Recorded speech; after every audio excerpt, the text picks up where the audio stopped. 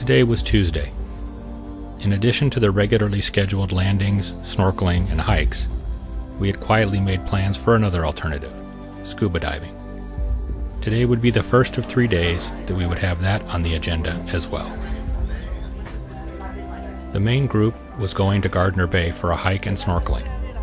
As they departed for their morning adventures, the 4 divers waited for contact with our dive boat Sharky and her crew.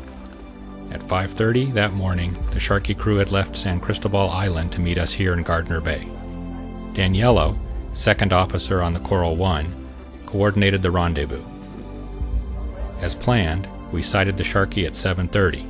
The preparations for the transfer caused some stress in the divers that they wisely worked through.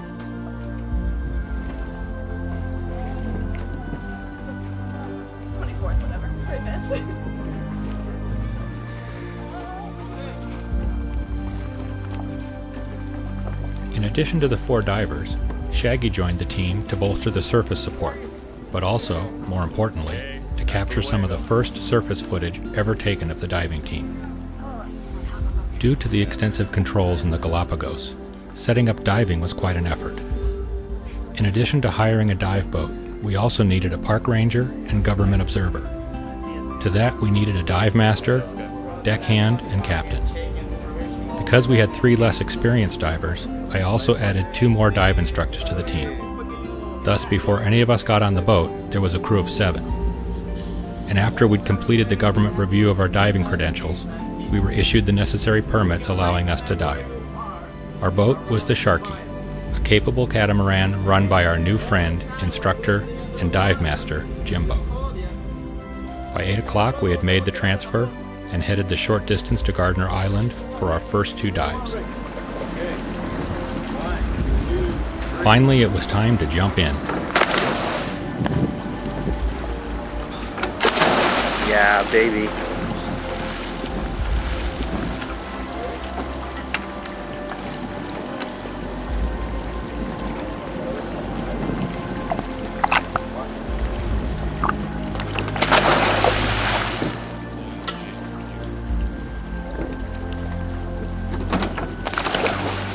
For safety, Jessica, Christina, and Matt had 4 instructors in the water with them, but for fun, they had a constant escort of playful and curious sea lions.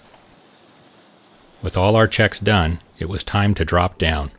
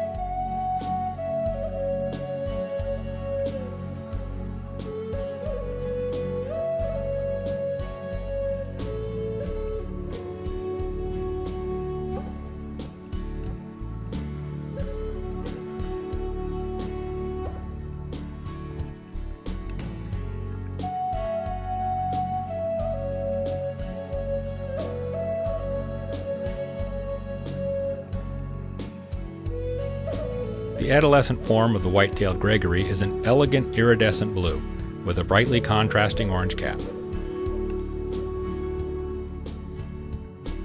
As they mature, their bodies turn jet black, and only a hint of the white stripe remains at the base of their tail. As Jimbo showed us here, these territorial fish will vigorously defend their homes against all intruders, large and small.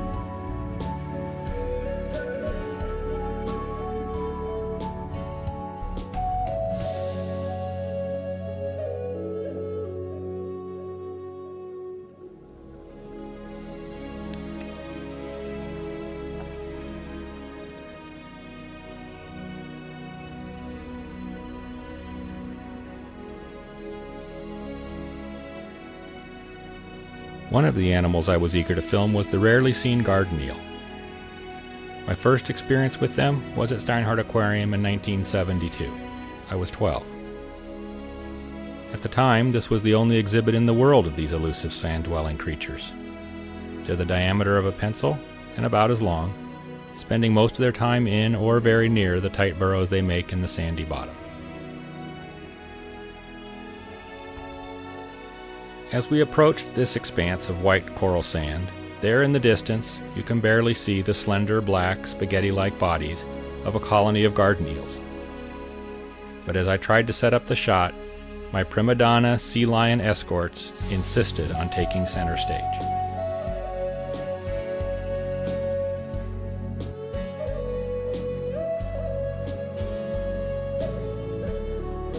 They seemed to take particular delight in strafing every time a garden eel dared to poke its tiny head out of its hole.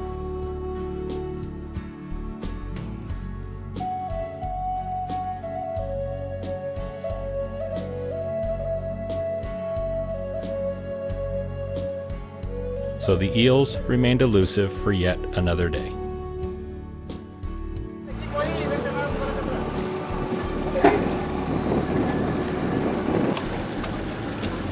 BC's inflated? Earl, BC's inflated? This thing anywhere.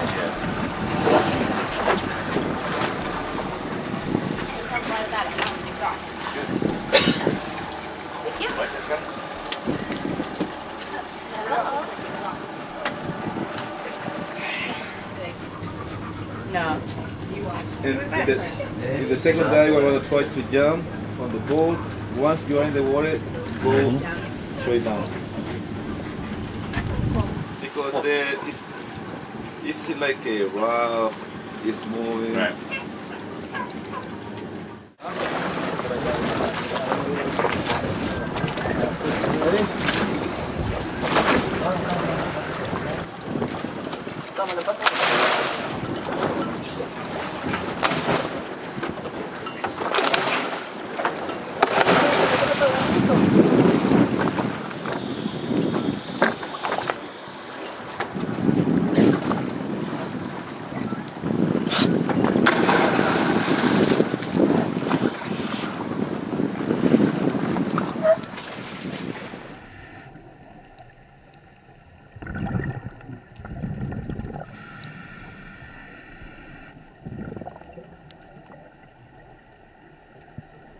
Due to strong currents, we were unable to make it to the reef face on this second dive.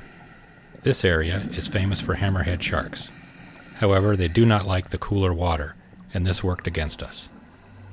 After getting some great experience with blue water diving, which is about all we saw, we surfaced, confident we could now handle the diving planned over the next 2 days.